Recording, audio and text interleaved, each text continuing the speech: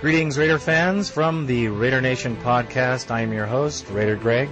Tonight's show will have an exclusive interview with John Vella and other events that are occurring here in the preseason leading up to the 2005 Season 4 Your Oakland Raiders. So let's get to the events that are coming up. First, let me mention that there is going to be a PD7 in Napa. Yes, Napa, California. All roads lead there in the Bay Area. So all you Bay Area Raider fans, get on out to Napa because I will be there. It should be a heck of a bash, my friends. 12 noon at on. And the place is the Lamplighter Sports Bar at 3600 Bel Air Plaza, Napa, California, 94558. There will be a $10 cover charge for all the barbecue you can eat if you're over the age of 5. And if you're over the age of 21, you can belly up to the bar for your cocktail beverages. There'll be an hourly raffle, there'll be music, there'll be dancing, and most of all, there'll be Raider gossip, Raider conversations, because I always jones for a good Raider story or a Raider fan story because I love running into fans all over the place. When I run into fans at the supermarket or wherever, it's always a pleasure because we get going and we got to start talking about what's going on at the Raiders. Okay, Raider fans, we have Raider Nation Celebration coming up on the 28th of August. I don't have a time yet, but the place is the Oakland Coliseum. I want to encourage all the Raider fans to be there because it's important to show Mr. Davis our respect and our admiration for him opening the doors for us to come in. Because this is a rare moment, Raider fans, believe it or not. This is a Raider-sanctioned event, and we don't see very many of them, so we got to take advantage of the ones that they have. And you know someone's going to be there. There'll be players. There'll be somebody, maybe Al Davis. So let's check it out. Be there. Show your support for the team. It'll be good for the team. It'll be good for the fans. It'll be good for Alameda County. What I'm saying, fans, is let's get out there and handle the business. Incidentally, the contact number on this Raider Family Day, it's a promotional day, and August 6th at the Lamplighter Sports Bar in Napa, 209-996-2684. That would be the Grizz. Give him a call if you have any questions. He'd be more than happy to fill you in on the agenda. All right. This Sunday, July 17th, there is Raider Fest. Kenny Stabler, Kirk Morrison, linebacker, rookie out of San Diego State, and cornerback Fabian Washington, the lightning fast man, will be at Jimmy's USA at 12327 Whittier Boulevard in Whittier, California, 90602. That's where you got to be. It's going to be a heck of a party. And if you tell them that the RaiderFans.net sent you, you're going to get a 10% discount. So I would certainly do that. And while you're at it, check out RaiderFans.net site. It is the most awesome site when it comes to forums you'll ever see. Custom forums that'll blow your mind. It's a great site. Do yourself a favor. Load up. Join it. It's a great thing. And the owner of the site is a pretty cool guy. Okay. For this event down in SoCal, contact number is 562-693-4387. Give them a call. See what's happening. Be there, Raider fans, because the season is just around the corner. We need to get ready. We need to get our fan base ready and pump ourselves up, get the Raider blood working, because the Raiders are coming. And believe you me, this season is going to be a great season to be a Raider fans. Well, without further ado, we have the legend, John Vella. Yes, of the 5 gentlemen on the offensive line from 1972 to 1979, John Vella was an anchor. He's got a story to tell. It's pretty awesome. He was a draft in second round out of USC, number 75. He's a gentleman. By all means, we had this interview at his store in Castro Valley with his son Tony. Dowd was there too. I met him. It was a pleasure. So he talks about the Raiders back in the day, a little bit about Al Davis. So without further ado, I know you want me to shut up and get to the interview. So here it is. John Vella talks to the Raider Nation podcast. That's how I did an interview. Let me put this here for us with Lester Hayes. Went the same way. Right. So, yeah.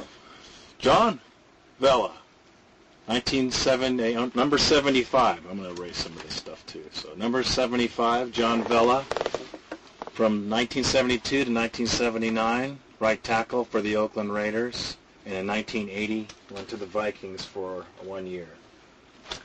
I'm here with John, and I just wanted to find out what happened. Tell us about yourself from the beginning in the NFL, and it's all on you, whatever you want to say. Wow. Well, whatever the beginning. Well, probably first, maybe a lot of people might find a little bit interesting is that the draft and the scouting and combines, that wasn't very sophisticated in the early 70s. So to give you an idea, I was a second-round draft choice with the Raiders, and the Raiders had never even called me, never even did an interview, never filled out a questionnaire, never did a workout for them. They obviously saw film or saw me play in person, but as far as personal contact, well, that doesn't happen now. Now it's like, boy, you've gone to combines, you've had interviews, you've filled out all these profile sheets, and anyway, so that was kind of interesting. And growing up, being from Ohio, I was a Cleveland Brown fan. Growing up in Southern California, I was an LA Ram fan. So I really wasn't a Raider fan, and never been to the Bay Area except when I played at USC, except to come up here and play Cal or Stanford. Those were the only times I had been to the Bay Area. So of course I knew about the Raiders and knew about the old AFL growing up, but didn't really know that much about the Raiders. Silver and black, and that's about it. You know? Silver and black, Jim Otto, Daryl LaMonica, and that's about it. You know. But you know, I did a little research with my attorney who was representing me on you know, what teams might be drafting me, because I knew I had a good chance to go in the first round and for sure the second round. So we kind of did a little research on what teams needed linemen and what teams had talked to me, and Raiders wasn't amongst them, so they weren't on the list. But so it was a surprise when they drafted me. But looking at their team, you know, Art Shell was left tackle, Bob Brown was right tackle, you know, Beeler and Upshaw were the guards, and Jim Otto was the center. You know, I wasn't a center. Otto was getting up there in age, so I wasn't a center. But Bob Brown had some years on him and had been playing. At that time, he had been playing about 10 or 11 years. So you know, you kind of saw the fit there, where hey, you know, maybe I can replace Bob Brown eventually, you know. And actually, that's what happened. Actually, it happened in my second year. Bob, I basically was a backup my first year, and then the second year, Bob, from the very first game, he couldn't finish the game. He'd go down in the first quarter, second quarter, and I'd finish the game, and that happened in the first three games. And then in the fourth game, John Madden told me I was going to start the fourth game against at that time, the Baltimore Colts in Baltimore. And my first concern was, have you told Bob Brown yet? Because there was no way. I was already visualizing going out when they say first unit offense for practice. I was already visualizing going into the huddle with the first group and Bob Brown showing up at the same time, and I didn't want that to happen. No. So John Madden kind of looked at me and he says, "Oh, I will." And then I made sure I went up to Bob before practice, and I said, "Have the coaches told you that I'm going to start this week?" And he says, "Oh yeah, no, don't worry about it." He says, "I'll help you." He was a great guy, and actually my whole rookie year, the tips that Shell and Upshaw and Bob Brown, and they were very open. I think it was one of the reasons the Raiders were very good, that was typical of all the players, that the veterans shared with the younger players. They didn't feel intimidated or, hey, this guy could replace me, or there wasn't that type of feeling. it was a feeling of, hey, this guy can help us win, and let me help him get better, and I really felt that. Dalby, who went on to play 15 years and start in 3 Super Bowls, Dalby and myself were roommates, and he was a 4th-round draft choice. I was a second, and we both made the team our rookie year. So we were the rookies amongst all these veterans in the offensive line. And I know Double D, he's passed away, but he would say the same thing as far as these guys helping us out. So what are some of your memorable moments of your career with the Raiders? Well, numerous games. I mean, but when I get asked that question, the first thing that comes to my mind are the friendships and the good times. And I mean, looking back on it, I mean, we really enjoyed what we were doing. I mean, it wasn't like, you hear some guys like, geez, I wish I would have enjoyed it more, or I wish you hear guys, I've heard guys in other sports, maybe, or other teams say, geez, I would have done something different, or I would have had more fun, or worked out different, or done something different. I honestly, I look back on those years, and I don't think I would have done anything different. We enjoyed it at the time. It was a good bunch of guys, and we knew we were having a good time, and we knew that it was a great feeling to go out on the field. And not that we won every game, but it was a great feeling to have the confidence that you could win every game. And then obviously sometimes it didn't work out, but the feeling, and there was never a time when we went on the field that we honestly didn't think we could win every single game. And that was a great feeling where I feel fortunate in my career that it was with a bunch of guys and with the teams that had that feeling, where every time you went on the field, it was like, hey, we can win this game. And not only, even when you were playing bad in the first quarter, you're down by 10 points, and you're playing bad against a team that's inferior, the feeling was always, we'll come back. It was never like, obviously in the last minutes of the fourth quarter of a game, reality sets in. But never early in the game, never at halftime for sure, where did you ever have that feeling like, oh geez, we can't come back today? It was always we can do it, we can come back. I mean, shoot, 28-7. What comes to mind right away? 28-7 against New Orleans, or was it? May have been 28-0. We were losing at halftime, and we come back and win 42-35. But games like that, which was really kind of an insignificant game when you look back on it. It wasn't a playoff game, wasn't a rival team, but being down that big, it kind of stays in my mind. Well, it sets a confidence too.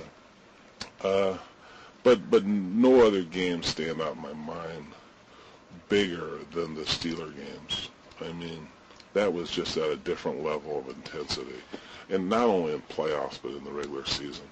I mean, Denver was intense. The rivals in our conference, Kansas City, was intense. The Chargers, the Fouts teams were good teams, but who never had much of a defense and scored a lot of points. But they lost a lot when they had good offenses. But really looking back on the Pittsburgh rivalry, and it was really a rivalry with that. They really respected us, and we really respected them. And we'd see Joe Green do things on film, Jack Lambert do things on film as far as cheap shots and pushing and kicking guys after the play's over and giving them an extra shot to the face mask, extra punch to the face mask after the play's over. And you know what? They didn't do that stuff with us because they knew that we wouldn't take it, and that it was just a respect. I'm probably talking about the linemen here, because I know that Swan took his shots from Atkinson and Tatum. But I mean, as far as the linemen, the offensive line, steel curtain, having a respect for each other, where there wasn't that cheap shot after the play. Let me do something after the play to get an edge on them mentally, or get physically one up on them. They didn't try that because they tried it actually when I was a rookie. I shouldn't say as a rookie, my second year when I became a starter and I played against them in my second year. Here I was 22 years old starting, playing against a Steel Curtain, and I'm starting with Upshaw and Shell, and at that time Otto was still starting, and Beeler. Meanwhile, all those guys have been playing, starting 10 years. Beeler was around in his 6th year, and here I'm. So they tried it with me at the beginning, but I got the respect quick, so they even stopped it with me. But they tried it in my first game or two, talk and little BS stuff after the play, and pushing, shoving, running into you, going back to the huddle, and just to see what your reaction would be. Just little mental stuff, where they saw that I wasn't taking it, and they eventually stopped doing it too.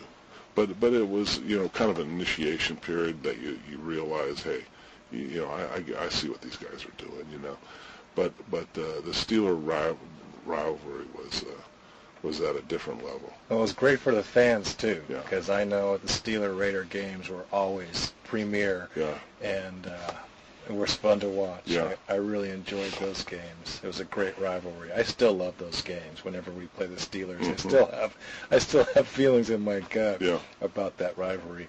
Now, you said about the attitude of the team, the no lose, we can always win. I heard that was very big in the Vikings Super Bowl when you played them. That the attitude was still there, and there was no doubt that you could beat the Vikings, even though they were supposed to win the game. Well, the feeling was, to me, was, yeah, you were in the Super Bowl, and yeah, it was hey, it was a huge game, and but I tell you, the feeling, but they weren't a rival team we were playing against. I had no bitterness or really a hatred like I did against the Steelers. I mean, and I didn't really know those guys, but just their attitude, their arrogance, how good they were, how good you felt. I felt that we had to play as a team. I had to play as an individual. I mean, I knew I had to be at the top of my game to keep L.C. Greenwood off of Stabler. If I wasn't at the top of my game, he could embarrass me. And I knew that, and I think that's why I played. I mean, my best games were against the Steelers. And shoot, this is the truth. I'm not sure. Maybe we played against them 8, 9 times. I don't know if this is the truth. I don't know if Greenwood had 1 sack in 8 or 9 games against me. And that's not the truth. And I mean, you could, if he had 1, he didn't have very many. But I mean, you're talking about 8 or 9 games. You're talking 30, 40 passes a game. So you're talking about something that, hey, something where I look back and, hey, I'm very proud of that. This was a player that was outstanding. So I mean, I look back at that and say, hey, I rose to a level that I played the best I could possibly play against the top competition, So That sounds killer. How about the locker room in the Raiders? What was it like being in the locker room with all those guys? Was there any clowning? Was it a solemn thing? What was the locker room back? Yeah, well, as far as the game locker room, everybody got ready in a different way. I mean, shoot, Fred Biletnikoff was a chain smoker, and he'd go in the shower by himself and chain smoke, and so he wouldn't bother anybody with his smoke. So, and he was just a nervous wreck. Mark Van Egan would be thrown up every single game. I remember that, every single game. And it got to be a joke, and we'd be all looking at we'd be checking our watch, looking at the clock, and say it's about time for Mark, and all of a sudden we'd hear a loud noise coming from the bathroom, and we'd say, well, Mark's ready, and shoot, some guys would be as cool and as calm. Stabler looked as cool and calm as, I mean, he'd wear his hat down over his eyes and look like he'd be dozing off within minutes of going out on the field. I mean, cool, as calm, and then shoot, I'd be nervous. I'd start sweating. I mean, sweat's rolling down my, just from the nervousness of ready to go out there. Dalby was a lot the same way. We shared lockers right next to each other. And then you get some guys that were really talkers and got themselves up by talking and encouraging themselves and encouraging others. Bob Brown was like that. And there'd be some guys would be a constant chatter about what we're going to do today and inspirational things. swearing and combinations. There'd be a handful of guys like that. There'd be other guys who were into their own world as far as silence, and other guys. There was a few guys with the music on, where they were tuning everything out, and so everybody was into it. It was kind of like, man, there was just not one way everybody was. A lot different than it is in college, where everybody was pretty much one way. Everybody was quiet. That's the way they demanded you be. But in pros, they let you go a little bit, where everybody was, man, it was like there's no one way everybody was. So when you came to the Raiders, when did you get a chance to meet Al Davis, and what was that like? Shortly after I came up, a good story. This is probably my first practice or two. I came up here. Actually, I came to a mini camp after I was drafted, and I wasn't signed yet. And against my attorney's wishes, because I'm not signed, and I said I'm not going to get hurt, and I'm confident. I want to show them that maybe I should have been a first-round draft choice, and that was kind of my arrogant, cocky, 21-year-old attitude coming from USC. I want to show them that, and it actually helped me because I showed very well and competed and did everything that they wanted to see in a first or second round draft choice. And John Madden had a quote. He was interviewed, about how minicamp going. He said, "Hey, we were impressed by Vella, and he looked like a first round draft choice, and probably should have been a first round draft choice." So I instantly cut that out of the Oakland Tribune and brought it to my attorney, and my attorney says, "This is perfect." He says, next time I talk to Al Davis, next time I talk to Ron Wolf, who was the negotiator at that time, who eventually went on to the Green Bay Packers, yes. I'm going to say, hey, even your coach says you should be a first-round draft choice. And then John Madden eventually told me a story that Al Davis told him, don't ever make a comment about a player we haven't signed yet until we've signed him. Oops. But Madden years later told me that Davis had told him that. But getting back to Al Davis story. This is after I've signed, and it's probably, I don't know if it's if it was at a mini camp or if it was in training camp in my rookie year. Al Davis is watching practice, and I'm on the sidelines waiting for my turn to go in, and he's just small talking with me, and how things going, and you find a place to live, who you living with, just small talking, and he goes, let me tell you, he said, tell me the truth. He said, are you taking a pay cut to play with us this year from what you made with the Trojans? Of course he was tongue-in-cheek, and it was a joke. And at that time, SC players had a reputation of getting stuff under the table, and there was a little bit of that went on, selling tickets for outrageous prices, and I took advantage of a lot of that stuff. But he knew about it because being a former SC coach. But he kind of joked. That was one of the first things he joked with me about. I remember. All right. Yeah. We showed his sense of humor side to you. Wasn't all professional, huh? So anything else about Al throughout the years that you noticed or that comes to mind? Well, I noticed, it was obvious that in those days, I know it's different now that he's gotten older, but in those days he never missed a practice. And not only never missed a practice, he was out there for the whole practice. And in double days was out there for both practices. And it was not uncommon for him to call over an assistant right during a drill to correct something. And Davis would never go on the field and act like a coach, but he'd be right there, call over the assistant, correct him on a coaching technique that would not where we could hear it, not to embarrass the coach, but you could tell it was because he'd come back and you could tell the coach changed it a little bit on how he was explaining to block a play or something like that. But so you really saw his involvement and his knowledge of the game from really day one when I was a Raider. Um, and you know, another thing that you really, you know, winning, the players have always been most important. Which, if you're a player, shoot, that's what you want. You want an owner that wants to win. And just like he does now, you know, getting a Randy Moss, getting a Jordan, it's not changed. I mean, he brought in guys like Hendricks, Matuzak. I mean, every year it was like, hey, it's not like he was right every time. I mean, you know, I mean, but the players knew that he was trying.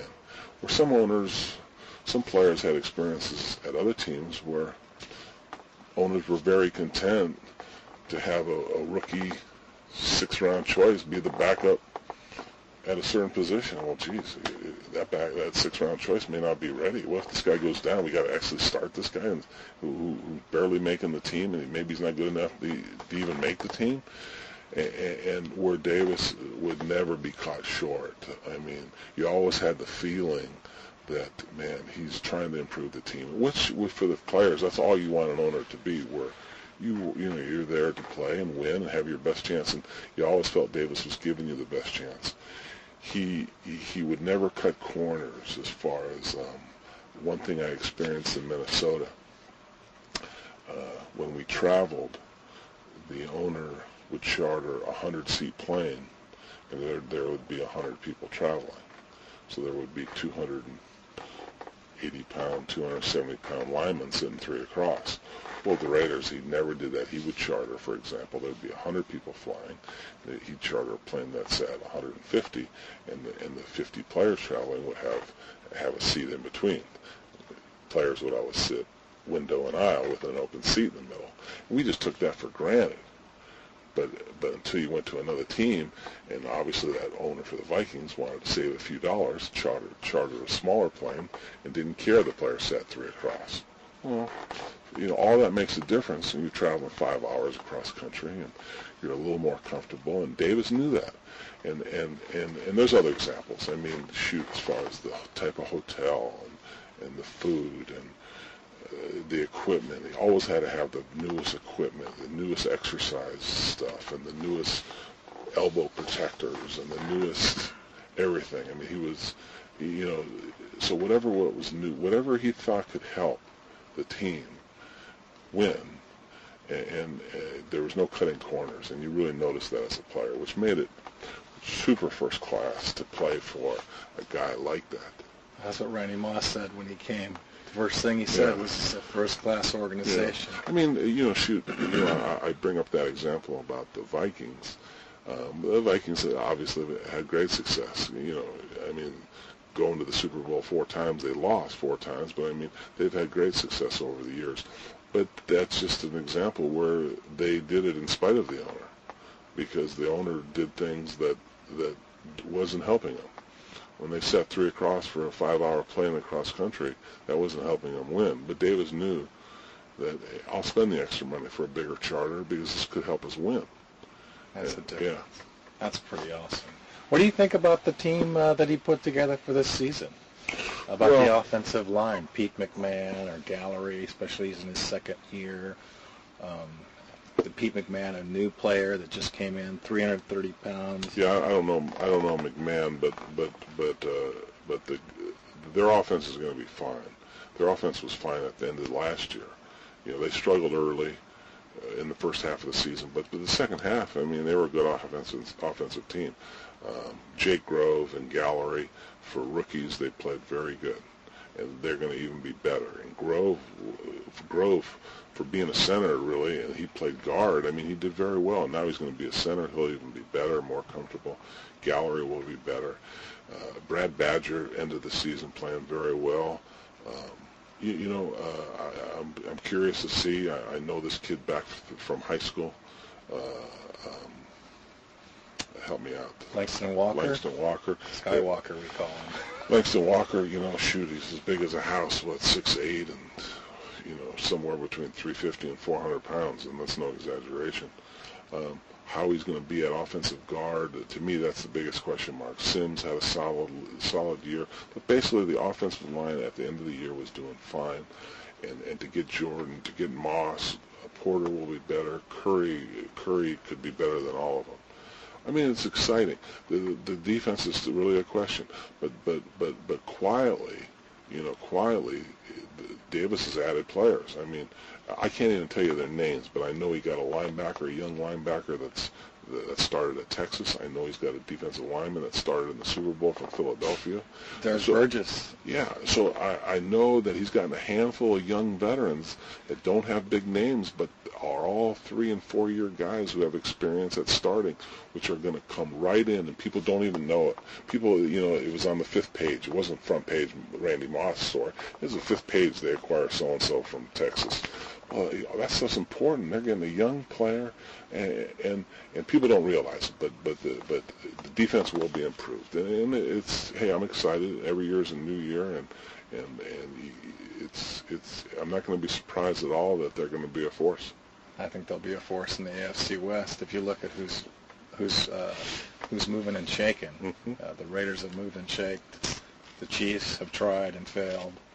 Denver, they're trying, but with their bend but not break defense, looks like it's going to be broken this year. We'll see. I think the AFC West is up for grabs this year, especially with the Raiders' improvement. But that's you know more about that just from the players aspect. John Vella, thank you so much for your time. We're done already. Yeah, you want some more? You're go. Bring it on. Okay. Yeah. Here you go. Tell us about your stores. Tell us about this story that it kind of went big in the local media about the Raiders organization giving you a hard time about using the Raider name. If you want to go into that, let's talk about it. I don't mind talking about it, and I'm not going to go into great detail because it would go on for days. Okay. I mean, it could fill a book, the stories. But the basic story is that the Raiders, after me being in the business for about 15 years and having a store, 2 stores actually before they opened their first one, they decided that me having the name Raider Locker Room was not advantageous to their store, Raider Image, and basically the whole lawsuit was basically over that.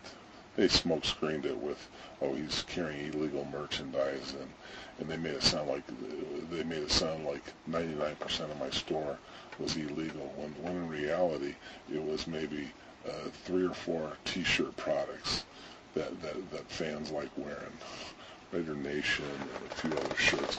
But it was so minor but they wanted to smoke screen it with the articles. But bottom line is that and for a long time I did not blame Al Davis. It was their management people, Amy Trask, Mark Badane, who influenced Al Davis the way I feel it to sue me.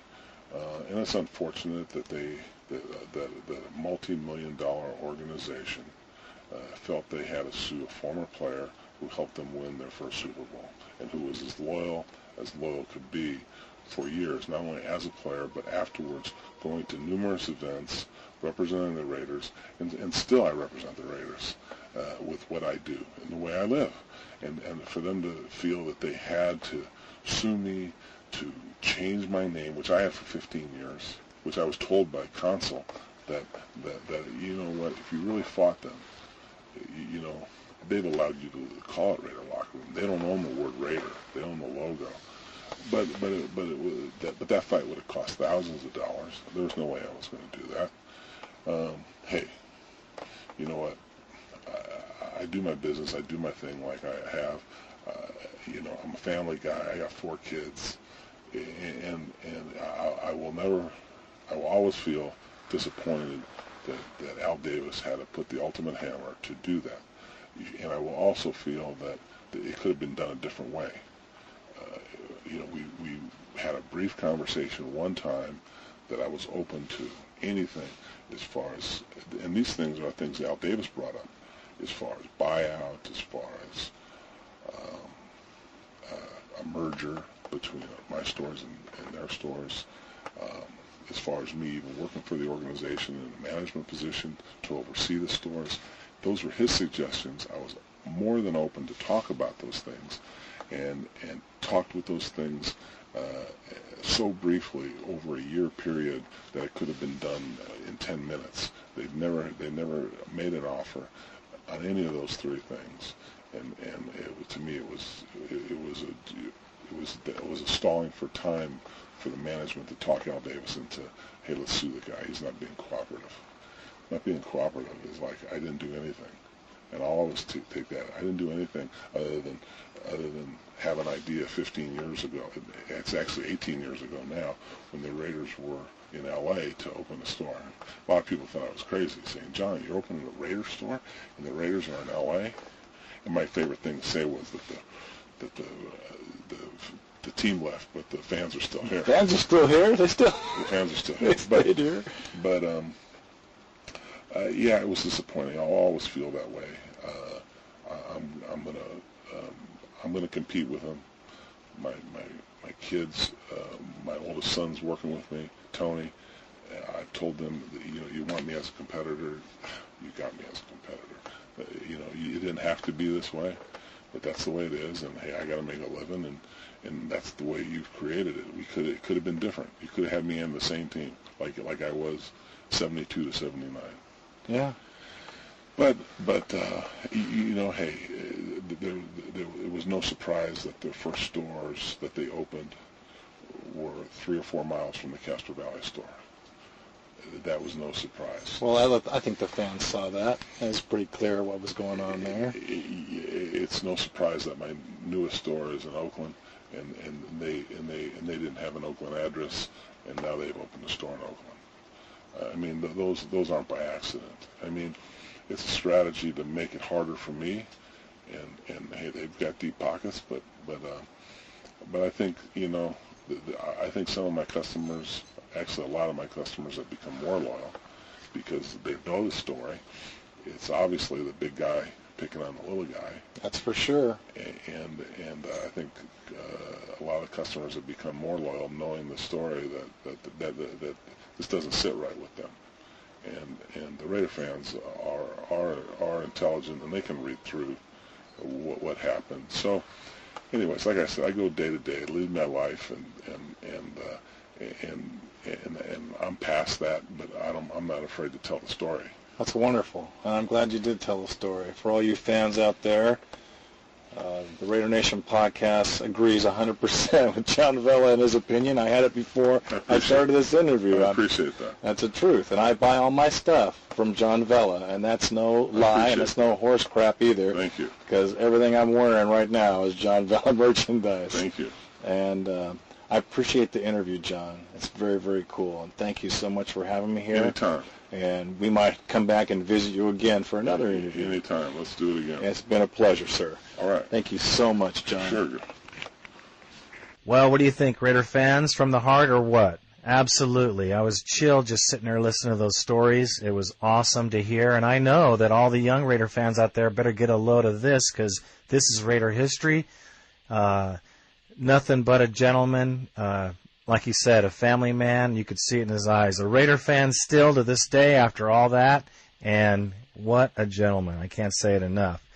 And once again, I want to remind all you fans that I do appreciate you listening. So much so, I can't even tell you. But let me tell you, you can get on www.theraidernationpodcast.com.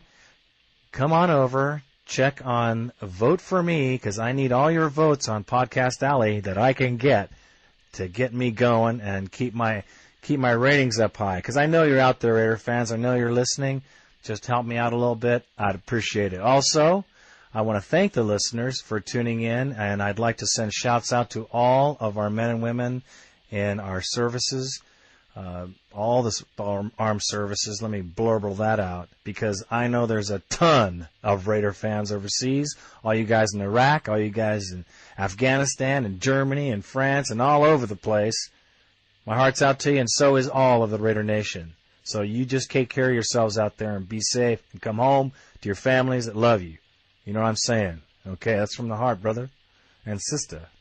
Okay, I want to thank Dynamic Nation as well. It's my brother-in-law Al's corporation, his company, for his technical expertise in setting up my webpage and all that happens here at the Raider Nation podcast. Al, you're awesome, dude. Thank you very much. And once again, this concludes another show of the Raider Nation podcast. Thanks for listening, and I will be shouting out again in just a couple days, so stay tuned. Good night now.